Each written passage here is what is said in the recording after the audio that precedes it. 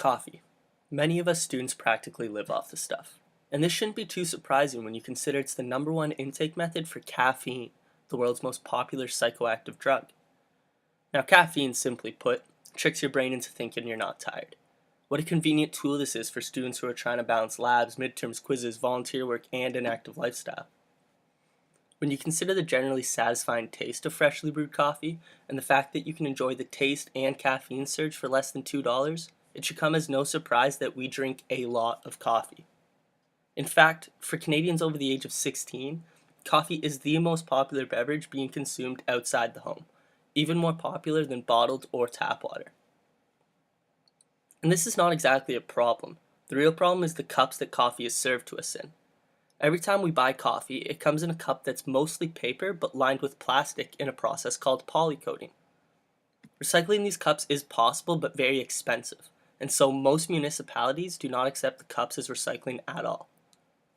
This results in billions and billions of coffee cups ending up in landfills every year.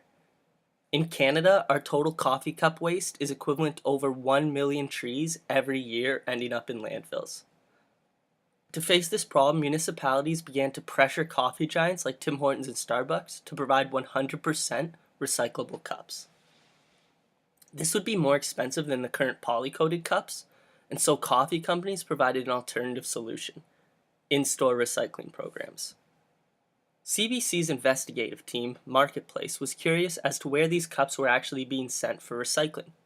So they placed cups with tracking devices into the recycling bins of 14 Tim Hortons and Starbucks stores in Toronto. When they returned to the stores at the end of the day, they found that all the cups they placed in the apparent recycling bins ended up in the trash to be sent eventually to landfills. So there's an obvious problem here. Municipalities do not want to take on the extra cost of recycling these cups, and businesses do not want to take on the cost of switching to 100% recyclable alternatives.